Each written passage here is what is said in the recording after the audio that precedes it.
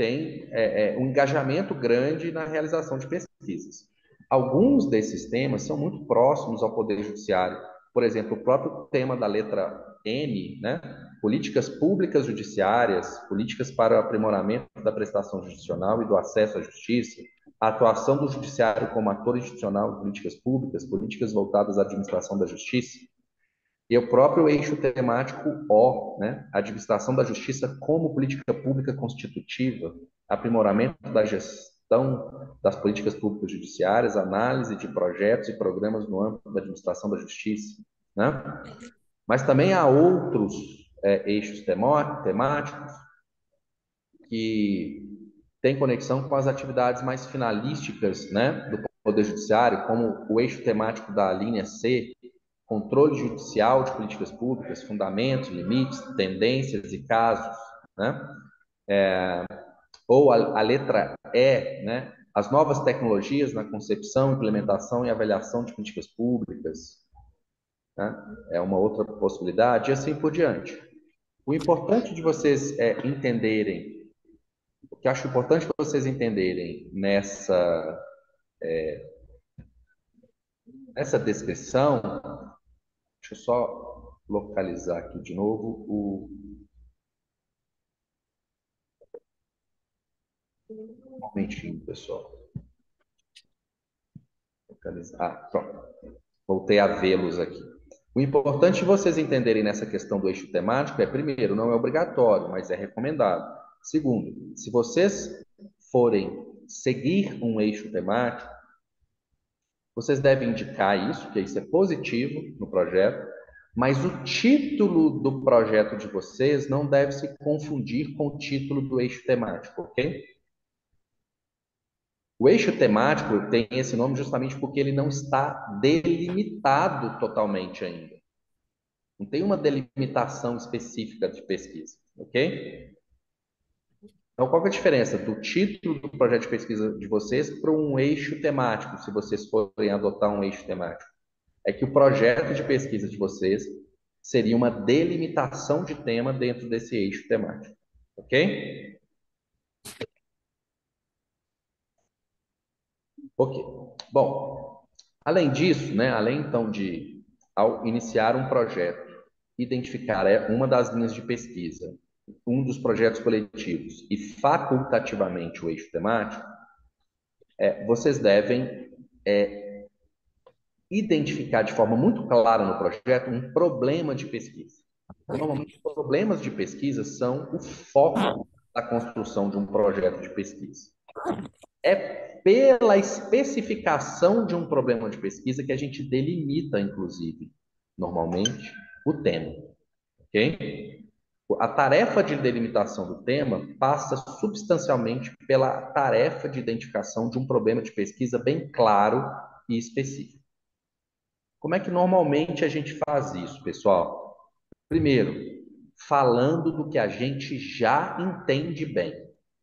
A gente normalmente só consegue identificar problemas que mereçam ser pesquisados em assuntos com os quais a gente tem já grande desenvoltura. Então, fica essa... não escolham temas com os quais vocês não têm algum nível de conexão, ok?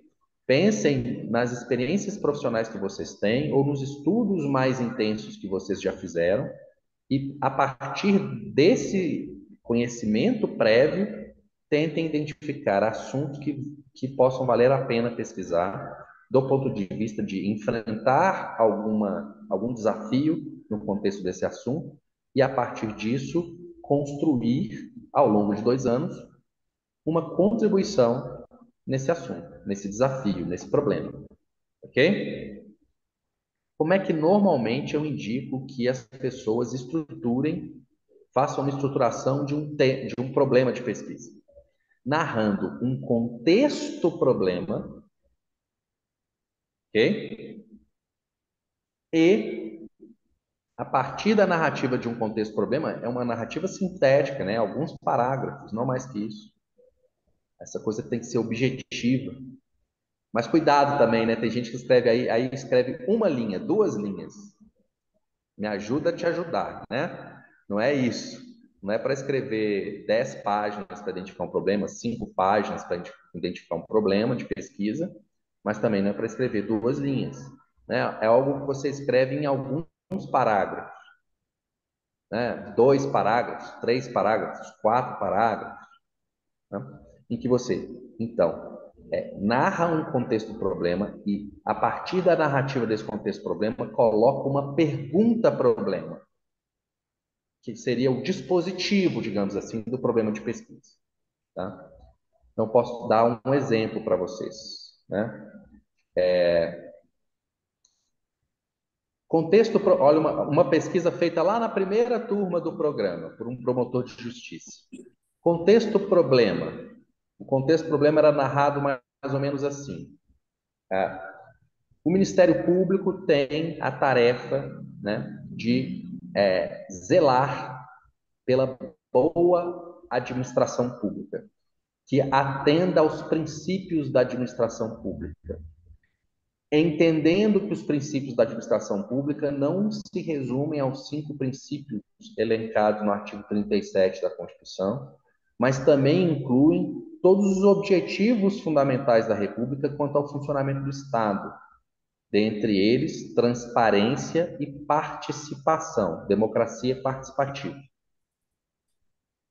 Em que pese ser tarefa, portanto, do Ministério Público zelar pela democracia participativa na administração pública e pela escorreita aplicação dos instrumentos de democracia participativa na administração pública, observa-se em várias administrações públicas municipais um déficit de participação da sociedade civil na construção dialogal das escolhas públicas.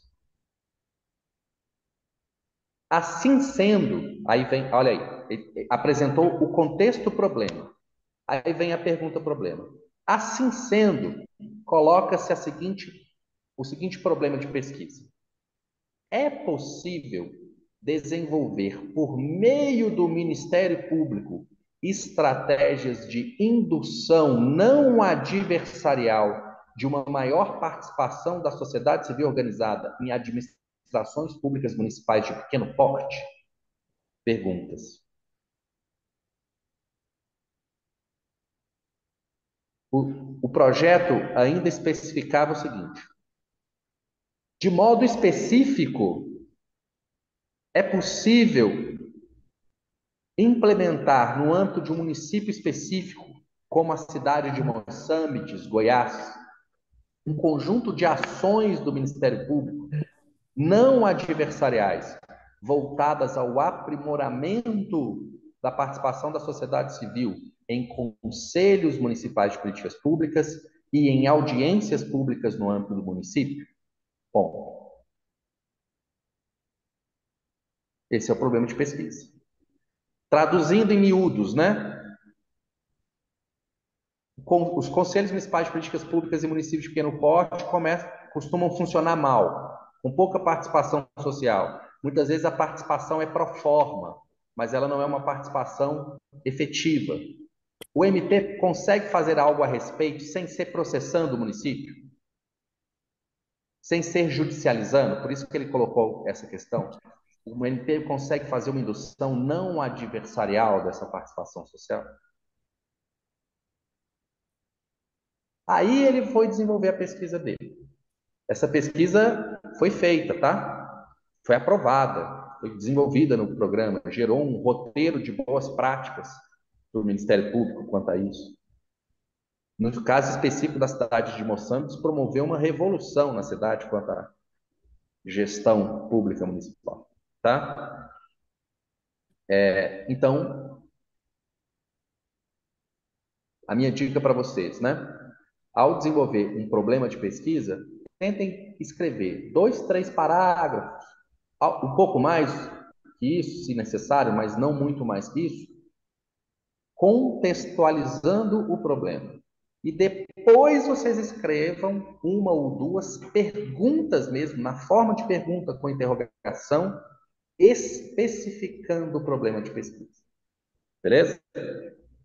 Bom, quanto a criação de um problema de pesquisa. Vocês têm alguma dúvida? Querem fazer alguma pergunta? Aproveitar o ensejo? Não, não, não. Tudo certo? Bom, feito isso, pessoal, aí vocês devem redigir, né, no projeto, objetivos de pesquisa.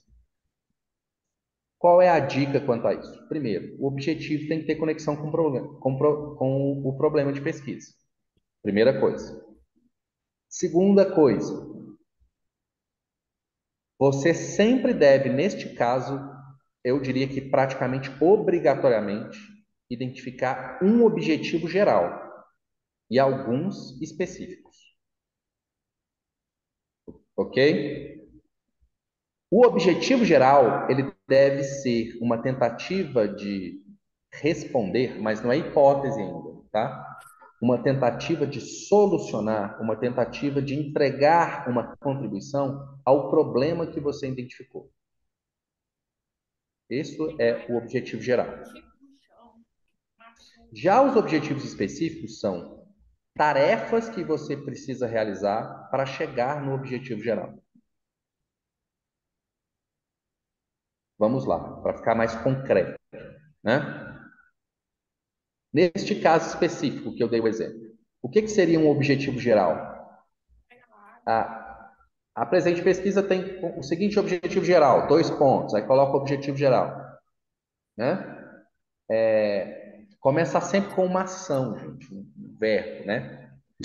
Diagnosticar as falhas de funcionamento de conselhos municipais de políticas públicas e de audiências públicas no município de Moçambiques no horizonte dos últimos 10 anos e propor soluções para essas falhas que não envolvam a judicialização Só por vai manter parte os do 60 Ministério reais. Público. Objetivo geral, ok? Objetivos específicos. Aí ele pode, vamos dar exemplos, né?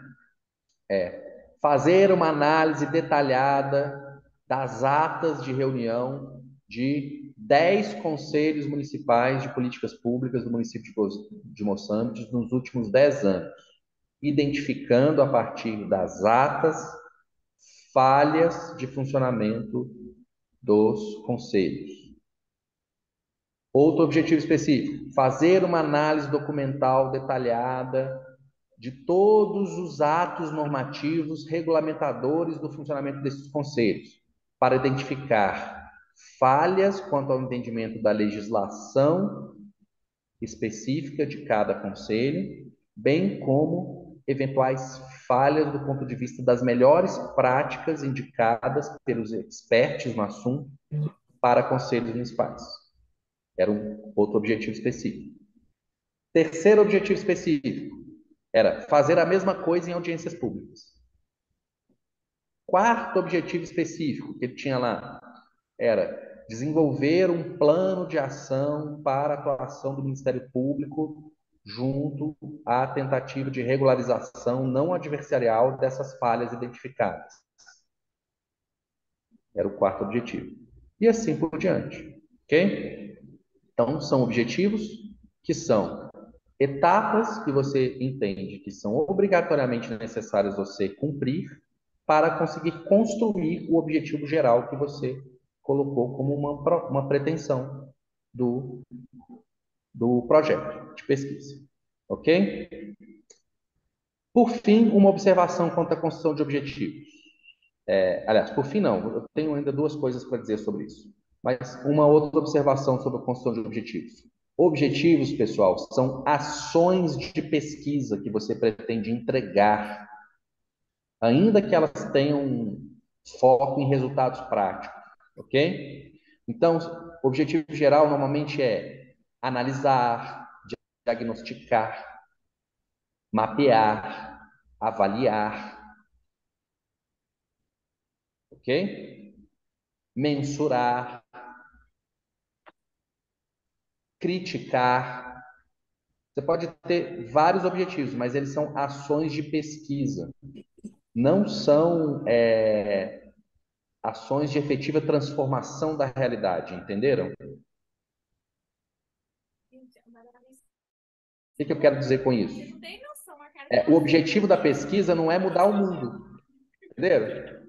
Você não pode pôr como objetivo da pesquisa assim, você quer fazer uma pesquisa sobre processo estrutural no, no judiciário goiano.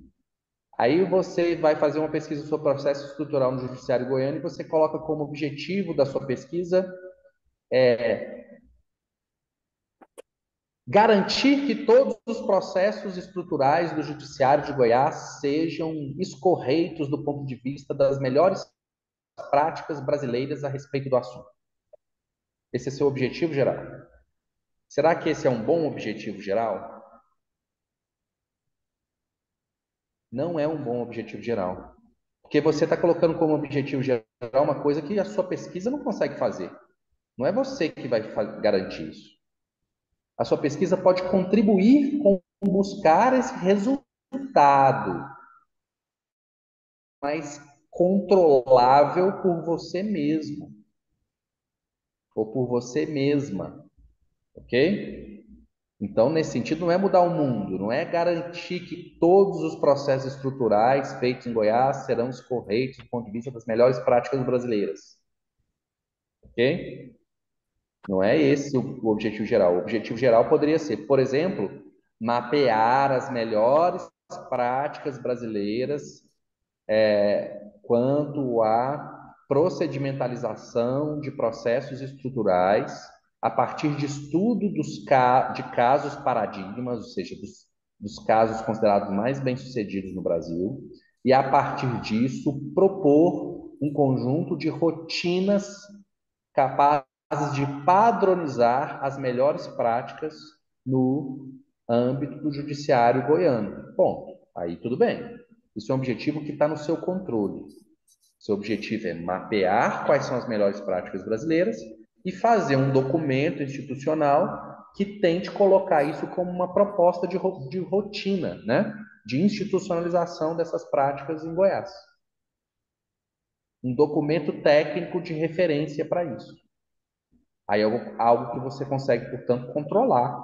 Concorda? Que depende mais ou menos de você e não, né, dos impactos que sua pesquisa vai ter ou não. Não sei se eu consegui ser claro em relação a essa dica, tá? De colocar objetivos que sejam ações de pesquisa e não objetivos que sejam efetivas transformações do mundo, ok? Porque a efetiva transformação da realidade é uma coisa que a gente pode conseguir ou não, né? Agora, entregar uma ação de pesquisa, entregar um mapeamento, entregar um diagnóstico, entregar uma análise, entregar uma crítica, entregar uma jurimetria, entregar, né, uma ação de pesquisa, um produto de pesquisa, é algo que você consegue controlar. Então, é isso que tem que estar no seu objetivo. Ok? Última dica quanto a isso: escrever isso sempre na forma de verbos no infinitivo. Começar com verbos no infinitivo, ok? Então objetivo geral: produzir um diagnóstico das melhores práticas em tal assunto, ok? Então, esse pode ser um objetivo geral. É um verbo, é uma ação de pesquisa. Aí, objetivos específicos, tudo que eu acho que eu preciso fazer para alcançar esse objetivo geral. Por fim, um último comentário. Não escrevam objetivos de pesquisa demais, pessoal. Normalmente, você vai variar aí num projeto de mestrado, para você não sair do que é o esperado, mais ou menos, você vai variar entre 3 objetivos específicos e 10 objetivos específicos. Se você passar de 10, as pessoas vão questionar se o seu projeto é execuível, ok? Ou seja, se em 2 anos você consegue fazer isso. Ah, mas eu vou fazer muito mais coisas. Ok, tente expressar isso em até no máximo 10 objetivos específicos. Não passe disso, não. Tá bom? Mas isso é só Isso é uma referência, é uma coisa não escrita, né, gente? É uma coisa da praxe, tá bom? Quanto a objetivos de pesquisa, alguma dúvida?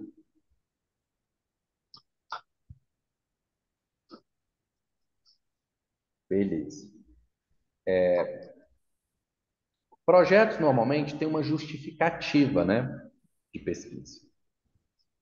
Normalmente, justificativas de pesquisa dizem respeito à utilidade que enfrentar essa pesquisa poderá ter. No caso nosso, somos um mestrado profissional, a gente está pensando sobretudo na utilidade para o seu meio profissional, a utilidade para o exercício prático, né, da profissão, sobretudo no âmbito do Poder Judiciário, ok? Aí sim dá para você falar sobre o que você espera em termos de efeito. Olha, com esse meu objetivo geral, que é produzir esse diagnóstico das melhores práticas de procedimentalização de processos estruturais, né, eu espero que o judiciário goiano, né, padronize um pouco mais o funcionamento desses processos, tendo em vista que há formas muito díspares de lidar com eles, ok? E com isso essa pesquisa se justifica, já que se ela for bem sucedida, é plausível esperar, né, um funcionamento mais padronizado, mais estável da procedimentalização de processos estruturais em Goiás. Aí sim você falou dos efeitos, do que o projeto pode potencialmente mudar, melhorar na realidade das coisas, ok? Isso normalmente você pode falar na justificativa, tá bom? Às vezes, em projetos de pesquisa mais acadêmicos, uma justificativa muito corrente é dizer assim, ó, não tem estudo sobre isso, então eu vou fazer, justifica porque não tem estudo sobre isso, então eu vou encarar algo que ainda não está bem pesquisado. Bom, isso é uma justificativa também. A gente aceita se você consegue demonstrar isso razoavelmente bem. Só que no caso de programas profissionais, às vezes é mais fácil você construir uma boa justificativa, mostrando que tipo de transformação prática a pesquisa que você vai fazer tem potencial de induzir na realidade prática estudada, do que você buscar uma justificativa mais acadêmica, ok? Beleza. Quanto à justificativa da pesquisa, vocês têm alguma dúvida a partir do que eu falei? Beleza. Pessoal, o edital, ele coloca que vocês precisam lançar uma hipótese de pesquisa. E que vocês podem até não colocar essa hipótese, mas não colocar a hipótese significa ter que justificar por que não colocou a hipótese. Ok? Por que a gente coloca, assim, indica dessa maneira? Porque há certas técnicas de pesquisa que não trabalham com hipótese. Então, se você não quiser trabalhar com hipótese, você teria que buscar essas técnicas de pesquisa, essa abordagem metodológica, ok? Então, vou dar um exemplo. Olha, o conhecimento sobre esse assunto é muito incipiente. A questão é muito nova, o conhecimento é muito incipiente. Então, minha pesquisa vai ter uma abordagem metodológica eminentemente de pesquisa exploratória. Logo, eu não vou trabalhar, pelo menos num primeiro momento, com hipótese. Pronto, você justificou. Tá bom? Então, você está pesquisando algo muito novo, sua pesquisa, então, ela explora o tema, ela está voltada muito mais para encontrar achados do que propriamente testar uma hipótese. Então, você pode colocar assim. Olá, filha. Você não pegou nada de japonês?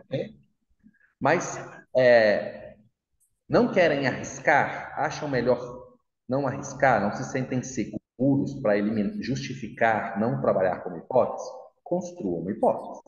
É o mais seguro, né? O que é uma hipótese de pesquisa, então? Né? A hipótese de pesquisa é uma projeção de uma afirmação que resolve o problema, do ponto de vista conteudístico, né? Mas que é uma afirmação provisória. É uma afirmação cuja tarefa da pesquisa é falsear. Como assim falsear, professor? Pesquisas não são feitas, não são feitas para a gente provar o nosso ponto de vista. Pesquisas são feitas para a gente pôr à prova o nosso ponto de vista. Ok? Então, uma hipótese, ela é colocada numa pesquisa para que você deixe claro o seu ponto de vista. O que você projeta como o que você provavelmente espera de resultado da pesquisa em termos de resposta ao problema de pesquisa. Ok? Mas você pode e deve trabalhar quando o assunto é pesquisar com a ideia de que você não é fiel à sua hipótese. Você não tem um compromisso a priorístico com a sua hipótese. Que tudo bem se a sua hipótese não for comprovada. Porque a sua principal tarefa como pesquisador é contribuir com conhecimento sobre o assunto. E não provar que você estava certo. Entenderam? Qual é a melhor forma de você, então, garantir que essa postura científica vai estar clara quando você coloca uma hipótese? Que você não vai ficar advogando a sua hipótese, ok? Construir um binômio que a gente chama de hipótese principal e hipótese nula, ou hipótese principal e hipótese alternativa. Vou dar um exemplo com a questão do processo estrutural para vocês terem uma ideia. Digamos que eu coloque como hipótese dessa pesquisa o seguinte: há grande diversidade de modos de procedimentalizar processos estruturais na prática do judiciário goiano. E é possível padronizar uma prática com a identificação das melhores práticas brasileiras em estudos de caso de referência.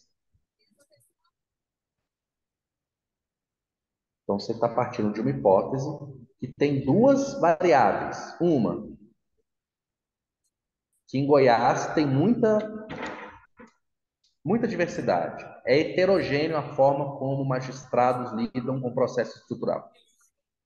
Hipótese, primeira parte da hipótese. Segunda, que se você mapear os casos considerados bem-sucedidos no Brasil de processo estrutural, é possível, a partir desse mapeamento, propor um roteiro, um documento de referência, né, técnico, para padronizar um pouco mais, tornar um pouco mais homogêneo a forma como magistrados procedimentalizam processos estruturais.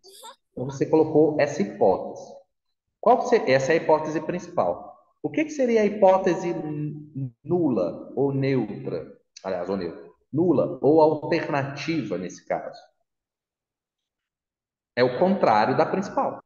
Tá bom? Então, a hipótese alternativa nesse caso, pessoal, seria mais ou menos expressada nos seguintes termos: não há hipótese nula, tá? Não há diversidade significativa de modo de procedimentalização de processos estruturais entre os magistrados goianos. Ou, ainda que haja, não há referências nacionais de melhores práticas capazes de aprimorar as práticas já consolidadas no estado de Goiás. Bom, essa é a hipótese nula. Ok? Sua pesquisa testaria isso. Então, você vai fazer um diagnóstico de processos estruturais ocorridos em Goiás, e se a sua hipótese principal se confirma, você vai poder dizer: olha, realmente tem muita diversidade, tem juiz que faz de um jeito, tem juiz que faz de outro, e isso gera insegurança jurídica. Ou então, se você faz esse mapeamento, esse diagnóstico preliminar, e você chega à conclusão que, na verdade, todo o judiciário goiano segue mais ou menos o mesmo padrão quando maneja processo estrutural, você vai dizer, olha, a hipótese principal não se confirmou, o que se confirmou foi a hipótese nula. Não existe essa percepção, né, de que há uma grande diversidade de tratamento, ela não se confirma na prática. Então, o problema não é esse. Isso não é um problema. Ok? Aí você iria para a segunda parte. Olha, em que pese isso, no Brasil há processos considerados de referência, casos considerados de sucesso no manejo de processos estruturais, casos que resolveram grandes problemas e que podem ensinar algo para nós.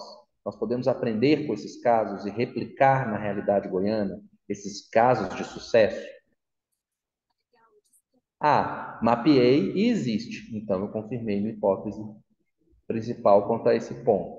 Não, mapeei e não existe. Comparando, né, a procedimentalização de processos estruturais feitas em Goiás com a procedimentalização feita nos casos de sucesso, né, nas melhores práticas identificadas no Brasil, não há um gap, não há uma diferença significativa de qualidade dessa procedimentalização.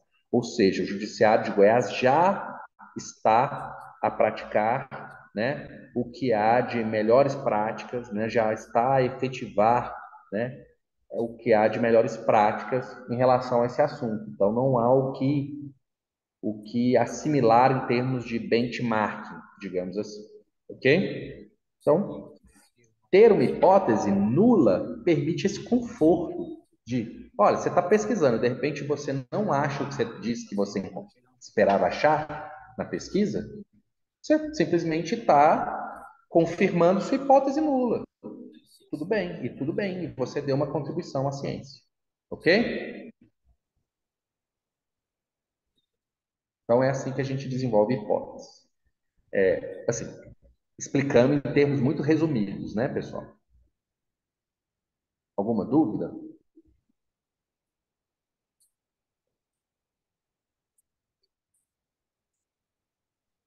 Bom, vamos passar para a metodologia propriamente dita, que esse também é um tópico que tem que estar nos projetos. Primeira orientação geral, pessoal, não é necessário seguir aquelas classificações dos livros tradicionais de metodologia da pesquisa jurídica. Quais sejam? Ah, o meu método é dedutivo. Ou, ah, e o meu método é hipotético. Ou, ah, o meu método é indutivo. Ou, ah, o meu método é dialético. Ok? Na verdade, estritamente falando, essas coisas não são métodos, são raciocínios, né? A dedução é um raciocínio, a indução é um raciocínio. A dialética é um raciocínio, é um modo de pensar, tá? Não é propriamente um método. O que o programa quer com a metodologia é muito mais entender que técnicas de pesquisa vocês estão pretendendo usar. Ainda que vocês não tenham certeza ainda, indiquem alguma coisa. Coloquem uma indicação inicial, ainda que isso vá ser revisado. Então, nós estamos muito mais preocupados com, por exemplo, vocês conseguirem já dizer para a gente minimamente o seguinte: eu pretendo ter uma abordagem de pesquisa prioritariamente qualitativa, ou eu pretendo ter uma abordagem de pesquisa prioritariamente quantitativa, ou eu pretendo uma abordagem quanti-quali, pretendo tanto usar técnicas de análise qualitativa quanto quantitativa. Ou então vocês dizerem o seguinte: olha, a minha principal metodologia ou a minha principal técnica de pesquisa, se adotada, será o estudo de caso, ou será a jurimetria, ou será observação participante, ou será análise documental qualitativa, ou será coleta e sistematização de dados primários por meio de entrevistas.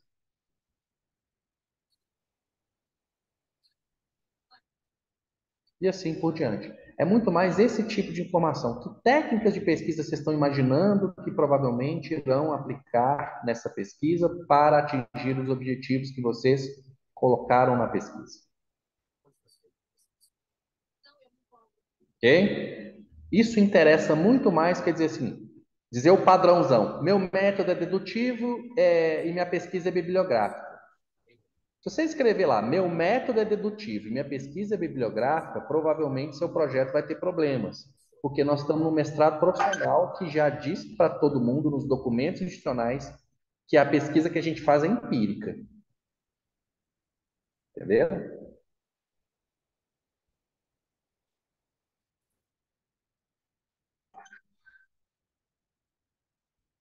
Ah, mas então se eu quero, se então eu não posso pesquisar material bibliográfico na minha pesquisa? Não, pode. Se você está analisando documentos, se você for tratar esse material como documento de pesquisa, isso é pesquisa empírica. Só que isso não chama pesquisa bibliográfica, não é ler doutrina e dar uma opinião sobre doutrina. O PPGDP não pesquisa isso. A gente não fica lendo doutrina para dar uma opinião sobre doutrina. Ah, os nossos alunos não fazem isso? Não, eles fazem. Mas isso é um instrumento para fazer uma pesquisa empírica e não a pesquisa em si mesma, ok? Então a gente não lida com a literatura especializada, a gente lida com a literatura especializada. Mas isso é um instrumento para fazer pesquisa, não é a pesquisa em si mesma. Então vocês devem evitar essa abordagem. Mas eu quero fazer uma análise de jurisprudência. Tudo bem. Você pode fazer análise de jurisprudência de diferentes formas. Você pode fazer uma análise documental qualitativa de um conjunto de jurisprudências. Ou você pode fazer uma análise quantitativa de jurisprudência por meio de jurimetria. São dois exemplos, por exemplo, de análise de jurisprudência. E isso é pesquisa empírica. Mas isso é análise de jurisprudência com pesquisa empírica, não é um estudo a fortiori. É claro que nós vamos ensinar para vocês isso, né? Essas técnicas. Vocês vão sair do programa pesquisadores melhores em relação a essas coisas, né? Mas é muito diferente de você estudar a jurisprudência e ir atrás de uma forma, de maneira um pouco fortuita, né? De jurisprudências que você achou interessantes para debater um assunto. E outra coisa, por exemplo, é você identificar todo o universo amostral da jurisprudência sobre determinado assunto, categorizar essa jurisprudência, identificar constâncias nessa jurisprudência e precisar, do ponto de vista estatístico, por exemplo, quais são as tendências, os padrões ali existentes. Percebe? Isso seria uma jurimetria. Ou então, você fazer uma análise qualitativa partindo de um universo amostral, identificando bons exemplos de jurisprudência para diferentes entendimentos quanto a um problema, e identificando categorias de análise e indicadores de análise para fazer uma comparação, por exemplo, desses diferentes entendimentos. Isso seria uma pesquisa jurisprudencial a partir de análise documental qualitativa. Tem técnica para fazer análise documental qualitativa. É claro que a gente não espera que os projetos já especifiquem isso. Não é detalhar isso, tá, pessoal? O projeto não precisa detalhar essas coisas. Eu estou dizendo onde a gente espera chegar com vocês, por exemplo, se vocês forem estudar jurisprudência. Se a pesquisa de vocês tiver como principal foco metodológico isso. Mas no projeto, a gente já tem que ter uma indicação mínima de que vocês estão cientes de que a gente não faz pesquisa bibliográfica tão somente no PPGDP. Que o PPGDP lida com pesquisa empírica. Ok? Então, resumindo sobre metodologia. Evitem esses jargões do tipo, meu método é dedutivo, indutivo, dialético, bibliográfico. Priorizem priorizem, priorizem. O Guaraci está falando, não sei se ele quer falar, fazer uma pergunta para mim ou se ele está numa outra atividade. Priorizem. Até perdi um pouco aqui o foco. Priorizem indicar, ainda que de forma muito geral, técnicas de pesquisa que vocês pretendem usar. Eu pretendo fazer estudo de caso, ou eu pretendo fazer análise documental qualitativa, ou eu pretendo fazer análise documental, porém quantitativa, ou eu pretendo fazer uma análise estatística de certos fenômenos. Olha, eu pretendo trabalhar com análise, né, quantitativa de dados primários, né? E assim por diante. Tentem, se possível, identificar isso. Eu pretendo fazer entrevistas, porque eu quero entender a percepção dos atores profissionais envolvidos na questão. Como que profissionais, né, envolvidos nesse contexto que eu estou pesquisando entendem os meandros, as dificuldades, as questões de ordem prática, as questões de ordem institucional, as questões de ordem regulatória que são desafios e que podem ser aprimoradas nesse contexto que eu estou pesquisando. Então, eu vou fazer entrevista. É esse tipo de questão que a gente quer saber. Por mais que depois que você entre no programa, e o seu projeto vai ser aprimorado quando você entrar no programa, através do contato com o orientador, do contato com a disciplina, do contato com a equipe do programa, né? Por mais que depois muita coisa venha a mudar no projeto. Ok? Por fim, um último item que está lá no edital para desenvolvimento do projeto de pesquisa, que é a bibliografia. Vocês têm um limite de páginas, né, para escrever o projeto no edital, concorda? Então, tentem não exagerar na bibliografia, no sentido de colocar lá coisas que eventualmente não são tão específicas. Priorizem né, uma bibliografia indicativa do material de estudo que você pretende usar durante o mestrado, né, na realização da pesquisa, que seja o mais específico possível. O que normalmente vai estar nessa bibliografia? Eu normalmente nos meus projetos escrevo assim, ó, bibliografia preliminar, para deixar claro. E ainda coloco assim, coloco um textinho antes de listar a bibliografia, quando eu faço projetos desse tipo. Coloco assim, ó, na bibliografia abaixo estão tanto obras que citei neste projeto, ou que foram citadas, se não quiser escrever na primeira pessoa, né? Na bibliografia abaixo estão tanto obras que foram citadas neste projeto, quanto obras que desde já entende-se serem fundamentais para a boa consecução do projeto. E lista algumas obras. Evitando, gente, como eu disse, literatura muito geral. Por exemplo, sua pesquisa tem a ver de alguma maneira com direito constitucional. Aí você vai lá e cita o Manual de Direito Constitucional do Gilmar Mendes. Isso é literatura de aluno de graduação, de aluno de cursinho, não é literatura de projeto de pesquisa de mestrado. Por mais que o livro do Gilmar Mendes seja ótimo, tudo bem, mas não é uma literatura especializada no tema da sua pesquisa. É uma literatura especializada na disciplina Direito Constitucional. Tema de pesquisa é uma coisa, disciplina jurídica, ramo do direito é outra coisa, entendeu? O livro, o curso de Direito Constitucional do Gilmar Mendes é uma literatura especializada no ramo do direito constitucional. Não é uma literatura especializada no problema de pesquisa que você está propondo, ou no tema de pesquisa que você está propondo. Entenderam a diferença? Então, provavelmente, se você entende que o Gilmar Mendes já abordou o assunto que você está já abordou de uma forma consistente, uma forma, né, detalhada. Estou citando Gilmar Mendes, podia estar citando qualquer pessoa, tá? Qualquer autor, qualquer, né, de livros. Você entende, por exemplo, que o Gilmar Mendes, né, já abordou aquele tema de uma forma aprofundada, provavelmente ele já publicou isso na forma de algum artigo, de algum capítulo específico, ou às vezes até de um livro mesmo, mas um livro especializado naquela discussão, ok? E não simplesmente num manual. Evitem essa literatura.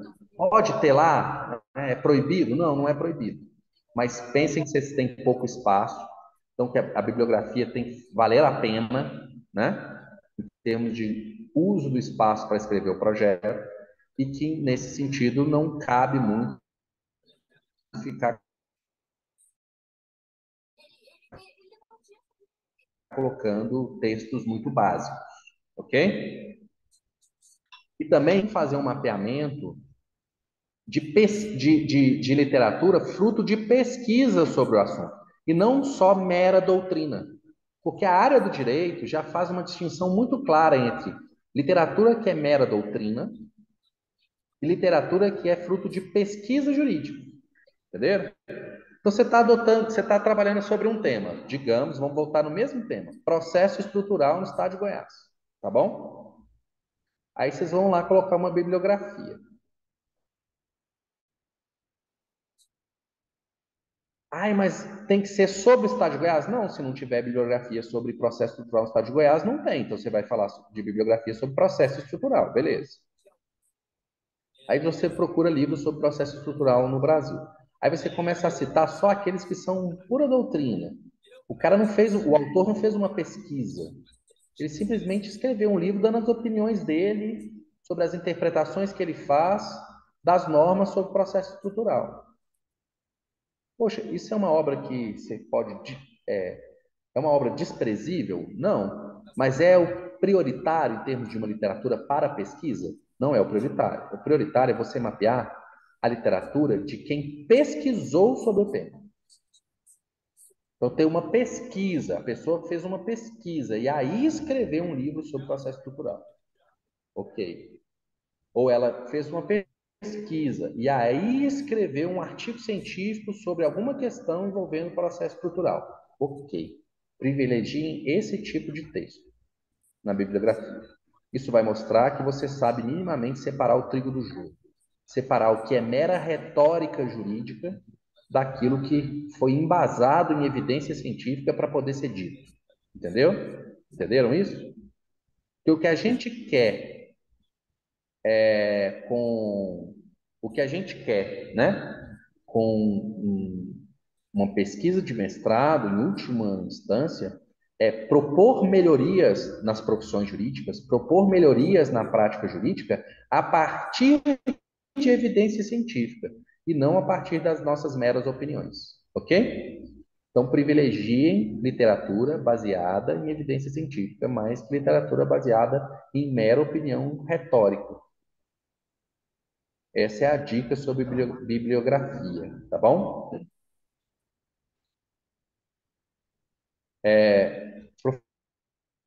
Professor, o senhor poderia disponibilizar links de algumas das últimas pesquisas? Eu vou mandar para a estimada Elka alguns, algumas das nossas últimas dissertações de mestrado, aqui, trabalhos finais, e também alguns artigos que foram fruto de pesquisa, para vocês darem uma olhada. Pode ser? Mando para ela algumas coisas. Aí vocês acessam por meio da EJUC, tá bom?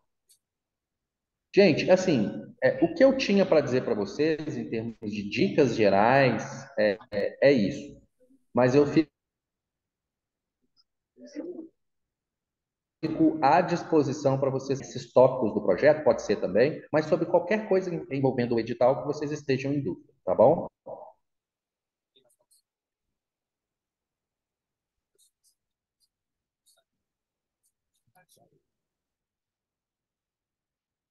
Alguém tem alguma dúvida, pessoal? Nenhuma. Que bom, então, porque as orientações do professor Saulo são realmente bem esclarecedoras, né? Ele fez a delimitação do projeto de pesquisa, demonstrando as necessidades de fazer o apontamento desde a capa, pessoal, do projeto de pesquisa, para direcionar, né, a banca que vai analisar, ela analisa de acordo com o que você coloca no seu projeto de pesquisa. Então, assim, o que é importante é que vocês sigam a risca que está contido no edital, né? Quanto mais vocês detalharem seus projetos de acordo com o edital, mais fácil se torna a avaliação do programa do PQGDP. Ok? Eu queria só fazer uma pergunta, professor Saulo, não sei se o senhor Pois não. sobre essa questão.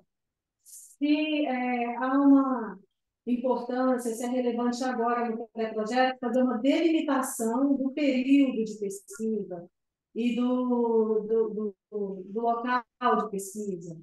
Porque geralmente a gente vê que os projetos eles chegam nesses processos de avaliação seletivos com uma amplitude muito grande, né? E talvez seja interessante que na hora que você vá fazer o seu estudo preliminar, você já enxergue essa problemática dentro de um marco temporal e dentro de um local, né? Verifiquem se há possibilidade de colocar isso e eu queria saber se isso é importante para o pessoal colocar agora no pré-projeto ou se isso é amadurecido, vai ser amadurecido sempre, né? Mas se pode ser incluído agora ou depois. Então, é uma pergunta interessante, Elka. Eu também não enfatizei isso, e tem um motivo, mas o que você pergunta é importante. Normalmente, a gente entende que o núcleo da delimitação deve ser o problema de pesquisa, né? E aí o espaço temporal e o espaço geográfico, digamos assim, ou institucional, né? Também é importante delimitar, mas às vezes, nessa delimitação, né, o pesquisador menos experiente comete alguns equívocos, e aí é importante a gente, então, alertar o pessoal quanto a isso. Sobretudo quanto ao espaço da pesquisa. Às vezes você coloca como problema de pesquisa um problema que é do judiciário de Goiás, um desafio para o Judiciário de Goiás. Por exemplo, isso, processo estrutural, uma realidade nova, precisa ser devidamente procedimentalizada, etc. Aí a pessoa entende que ela precisa delimitar do ponto de vista espacial. O que ela faz? Ela fala assim: então a minha pesquisa vai estudar processo estrutural no, na comarca de Anápolis. Só que aí isso pode entrar em contradição com o objetivo de pesquisa dela. Se é o objetivo que eu coloquei aqui, criar um roteiro para padronizar as práticas do Judiciário de Goiás em relação a isso, se eu selecionei só Anápolis para fazer o meu diagnóstico dos problemas que eu pretendo enfrentar, o que eu acabei de fazer não foi delimitar a pesquisa, foi clusterizar a amostra. Foi tornar a minha amostra de estudo incapaz de representar o universo amostral, porque ela ficou limitada a uma parte do universo amostral, né? Então, por isso que às vezes eu não enfatizo que a delimitação deva ir por essa restrição do local e pela restrição do período de pesquisa. É claro que se o aluno consegue restringir o período de pesquisa e, eventualmente, deixar mais claro que tipo de amostra, sobretudo, ele pretende desenvolver, é melhor para a gente entender a execuibilidade do projeto. Então, isso é bom. Só que precisa tomar um cuidado de, eventualmente, não gerar uma restrição que prejudique a própria realização das condições de entregar um resultado cientificamente significativo para aquilo que se pretende solucionar, para aquilo que se pretende enfrentar em termos de pesquisa. Não sei se eu consegui ser claro, né, quanto à preocupação que a gente tem, às vezes, quando o pessoal usa dessa técnica de delimitar espaço e tempo na pesquisa. O tempo é menos problemático, então acho que sim, quanto a intervalo de tempo, se vocês, já que é uma pesquisa empírica, é sempre interessante indicar. E quanto menos arbitrário for esse intervalo, melhor. Então, dizer assim, olha, vou pesquisar a partir né, da mudança que ocorreu na legislação, né, no ano tal em diante. Ou eu vou participar, pesquisar a partir de 2 anos após essa mudança, porque aí 2 anos depois a prática já estava implementada e é melhor estudar isso, né? Esse tipo de delimitação é bem-vinda. A delimitação temporal eu acho menos problemática. A delimitação espacial é que às vezes é feita de um modo que pode gerar algum tipo de problema. E aí, normalmente, você vai tentar entender da pessoa, por que você escolheu a Anápolis? É porque eu tô lá, é porque eu sou servidor lá. Né? E isso não é uma justificativa científica. Né? Se você quiser escolher a Anápolis, tinha que ter um motivo científico. Por exemplo, é notório que em Anápolis ocorreram os processos estruturais mais complexos do estado de Goiás. Então, eu vou delimitar lá, porque lá estão os casos mais difíceis, onde eu posso, então, entender os maiores desafios que o judiciário goiano já enfrentou quanto a processos estruturais. Ah, então tá. Então agora tem uma justificativa científica para ser Anápolis, né? Mas essas justificativas que às vezes são meramente, digamos assim, voltadas a facilitar a pesquisa, né? Às vezes elas podem gerar problemas de enviesamento amostral, né? Por isso que às vezes a gente tem um cuidado com indicadas. Ah, mas óbvio, tá, gente? Vocês podem dizer uma coisa positiva nesse sentido, lá na metodologia, dizer que vão trabalhar com amostra. Às vezes você não precisa nem dizer como é que você vai calcular a sua amostra, mas diz assim, olha, eu vou pesquisar jurisprudência, etc., e vou trabalhar com uma amostra representativa da jurisprudência. A que amostra é essa? Eu ainda não sei, então não coloca lá. Ou eu já tenho uma ideia de como eu pretendo selecionar essa amostra. Então coloca lá. Porque assim, se você já tem uma ideia, isso só pode te ajudar, não pode te prejudicar. Porque por mais que a sua ideia seja ruim, pelo menos você já tem uma ideia. A gente já vai sentir que você já está alguns passos à frente, que é uma questão de corrigir rotas, mais do que te ensinar do zero a desenvolver a amostragem. Entendeu?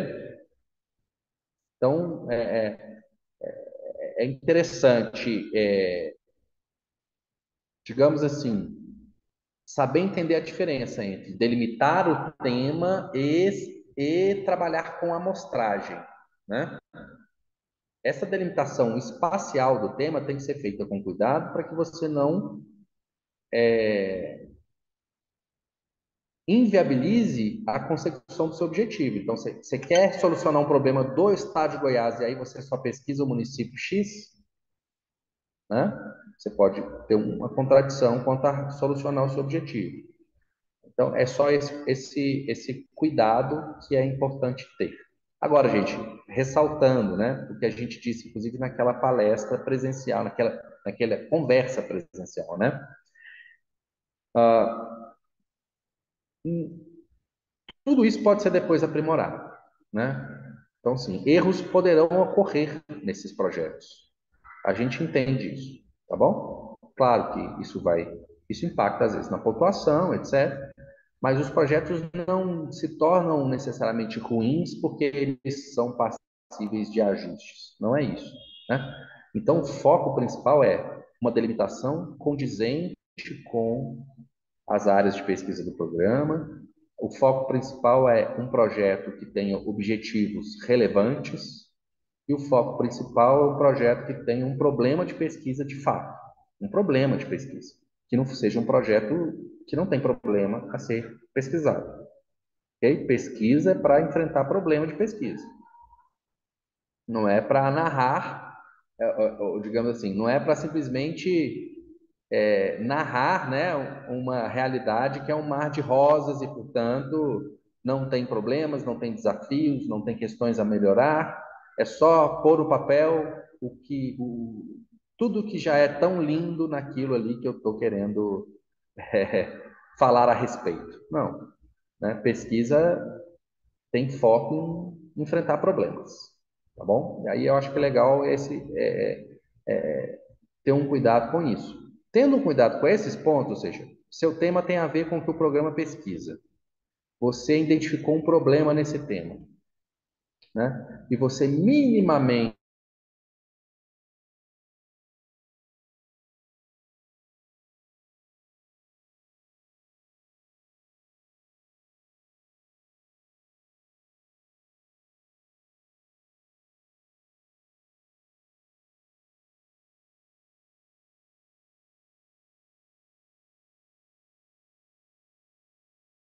faz parte dos aspectos da delimitação, uma delimitação espacial e uma delimitação temporal. São duas boas técnicas de delimitação. Acho que tinha mais alguém que tinha levantado a mão, né? Acho que foi o Antônio. Boa tarde, professor. É só uma curiosidade. Qual o Pois motivo, qual o motivo do francês não ser uma opção na prova de línguas? a gente já respondeu isso lá na.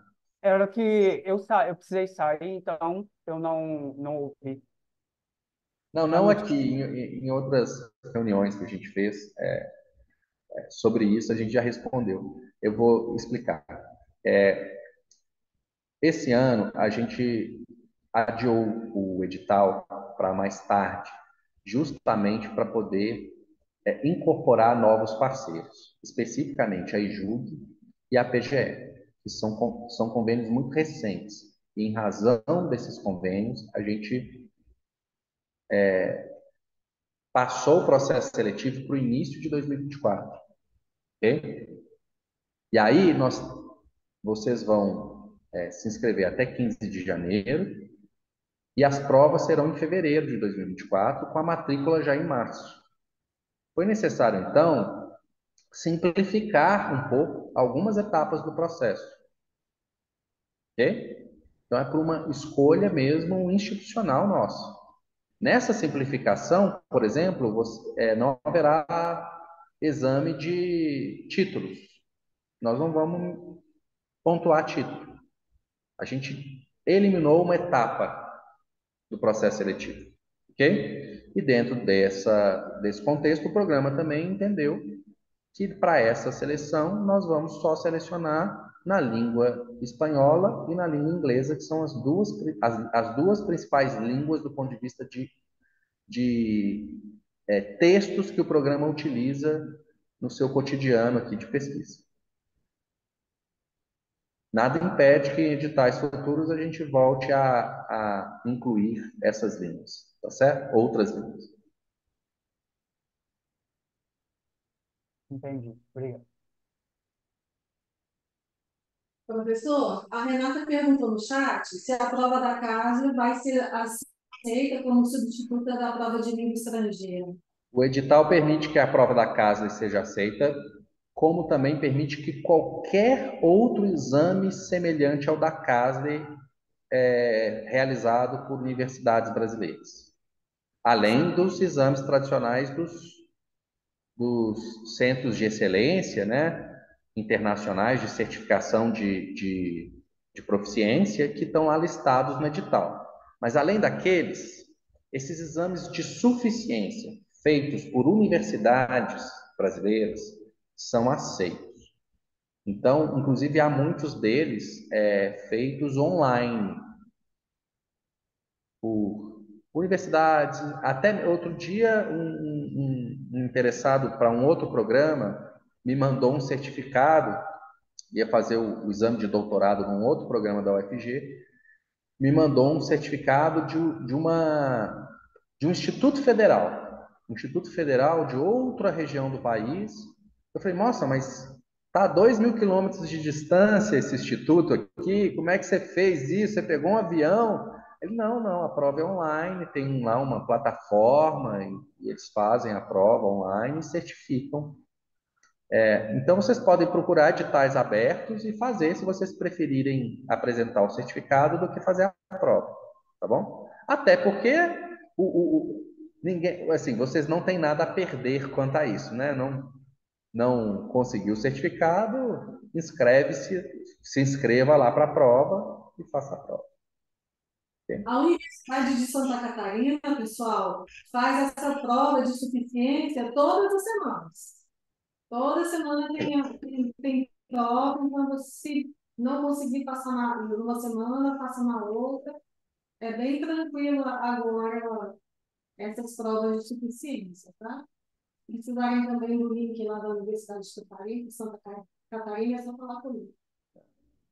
Eu teria até tirado essa etapa esse ano por uma questão de simplificação. Só que a UFG não permite. É obrigatório Essa é uma etapa que não pode ser eliminada do processo seletivo. Por isso que ela só foi Eu, simplificada esse ano, viu, Antônio? eu perguntei porque em outros editais, por exemplo, o agrário tem a opção do francês. Sim. Como eu precisei sair, eu não escutei esse esclarecimento. Por isso que eu estou O perguntando. motivo é institucional, foi privilegiar, já poder contar com vagas para a EJUG e para PGE neste edital e com isso transferir tudo para fevereiro, num período mais apertadinho para fazer tudo, tá bom?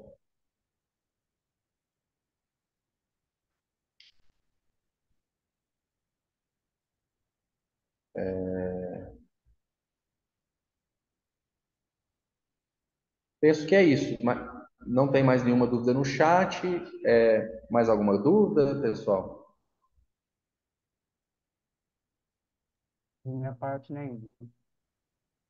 O que é prezado, eu não sei se foi o que vocês esperavam, se eu pude ajudar, viu? Mas eu fico agradecido pela oportunidade de mais esse diálogo com a EJUG e com o TJ. Professor, nós que agradecemos pela sua disponibilidade de estar aqui conosco para orientar os servidores e os registrados mais uma vez. E a gente está à disposição, viu? Muito obrigada. Os servidores que estiverem com alguma dúvida podem entrar em contato aqui com a divisão de pós-graduação para a gente orientando naquilo que for possível os projetos de vocês. O endereçamento da Universidade de Santa Catarina também eu vou disponibilizar, já tem vídeo lá na plataforma virtual, e vamos dialogando, tá bom? Para que tudo ocorra da forma mais satisfatória possível. Obrigada, professor, mais uma vez. Obrigada aos que estiveram até agora conosco. Tchau. Obrigada.